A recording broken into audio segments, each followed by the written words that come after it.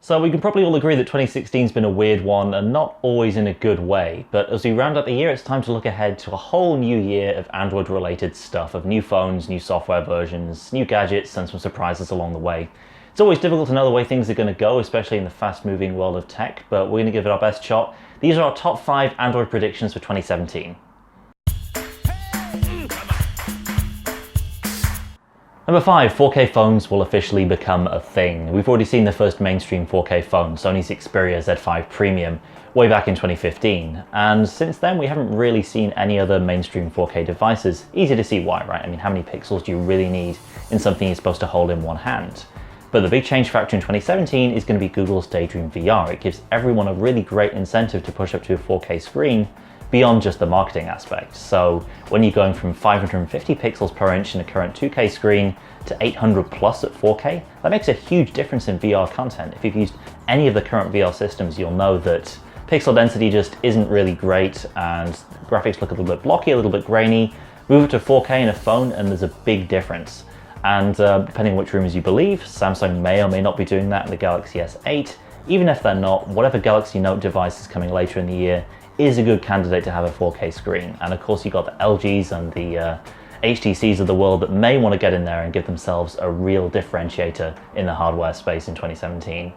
What about the battery life angle then? Obviously running a 4K screen all the time is a great way to burn through your battery, but there are options there like Sony. You could run at 1080p or 2K mode, and actually Samsung's latest update for the Galaxy S7 on Nougat has display scaling options built in, so you could run at 1080p or even lower if you want to save power.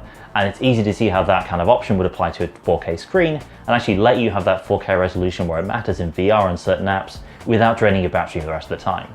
Number 4, Android will come to laptops and convertibles in a big way. And this has to do with the rumored Andromeda OS, the merging of Android and Chrome OS supposedly, and there's a lot of speculation here. We could disappear into a black hole of speculation around Andromeda and exactly what it is and how it relates to Android. I think the most likely situation is that it ends up being this offshoot of Android, sort of Android Wear style, except for laptops and convertibles and larger devices where you need more productivity. I mean, look at it this way. There's a reason why not even Google has released an Android tablet this year. Others like Samsung are only focusing on mid-range right now. So that kind of tells you a lot about maybe what manufacturers are expecting for next year. This is all part of Google getting more serious about hardware as well. You could imagine if this Andromeda OS does happen, you could very easily have a Pixel laptop, a flagship laptop from Google that sits alongside the Pixel phones.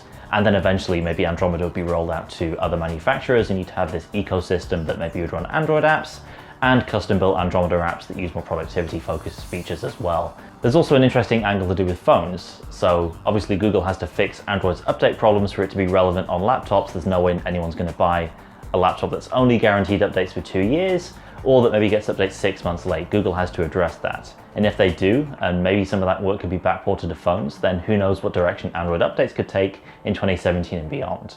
And there are all kinds of interesting possibilities when you bring phones into the equation as well. Like, could you run a full desktop class OS on a phone? So could Andromeda run on a phone and then plug into a monitor and then suddenly you have a full desktop experience? Just like Microsoft's Continuum?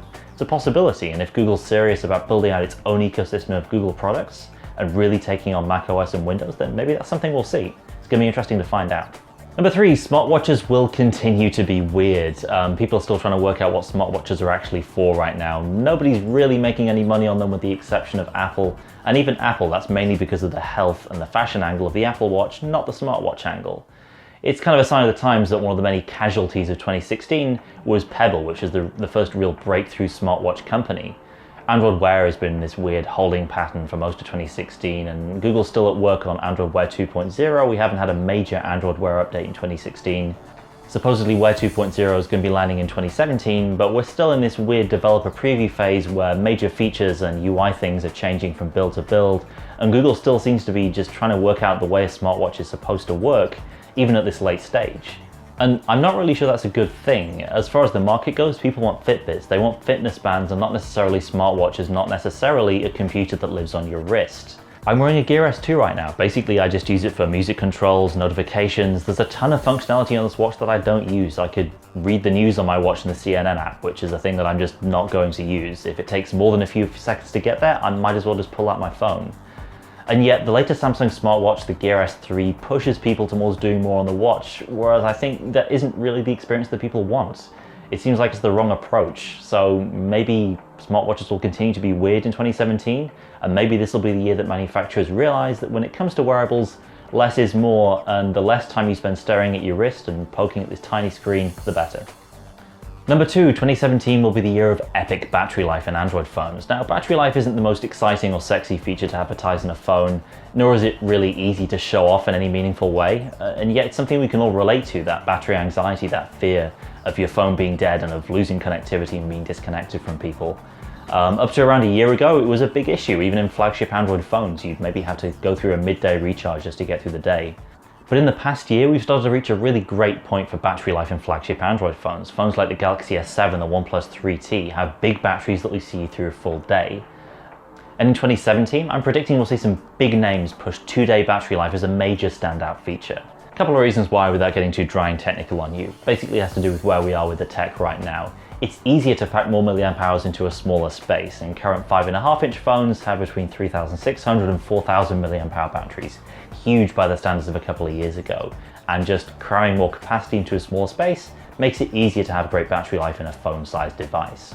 Also, processors are becoming more and more efficient, and 2017's flagships should use 10nm chips like the Snapdragon 835, which should use much less power than 14nm chips like the 820.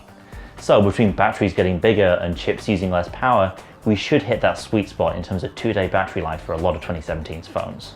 Number 1, in 2017 we are going to see a war on bezels, and we've heard it before. Smartphones are becoming boring. We've done everything we can with a rectangle-sized device that's supposed to fit in your pocket.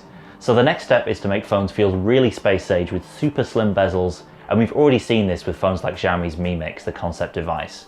And of course we have rumours of a bezel-less Galaxy S8, and rumours of a long overdue iPhone designed to cut down that device's bezels as well, which should prompt other manufacturers to do the same. Whether it'll improve usability is debatable. Of course, you have issues with actually being able to hold the thing if the screen goes all the way up to the edge, and accidental touches and all that stuff. But it is a way to make phones interesting to the average person again, and an important way to justify spending $700 or $800 on a phone when $400 and $500 phones are getting really, really good. So I expect to hear a whole lot about screen-to-body ratios in flagship phone announcements in 2017. That'll be one of the key things, a way to make phones interesting again, a way to make them feel space-age and futuristic, and just a way for expensive phones to stand out from the less expensive competition. And finally, a bonus prediction: the next version of Android will be Android 8.0 Oreo. So this is kind of obvious, right? I mean, what else could it be? When you start looking at sweet treats or desserts with the letter O, then you don't really have that many options. You have obscure things like Ozark pudding or ox tongue pastry. We've got a full list of them on the site, some of the more wacky options. Perhaps the least ludicrous one would be oatmeal cookie. But really, Oreo is just so obvious that surely Google is already in talks to make that happen. We'll have to wait and see, but that is our prediction for the next version of Android. It should be Oreo. It will be Oreo. Trust us, it'll be Oreo, definitely. Predicting the future is always a tricky game, and a lot of the big stories that came in 2016, things like the Galaxy Note 7 debacle, the Google Pixel, are things that we couldn't have necessarily seen a year out, so we're sure for some surprises as well. But there you go. Top 5 Android predictions of 2017. Be sure to share yours if you agree or disagree down in the comments, and subscribe so you don't miss a video in the next year. That's it, we'll see you later.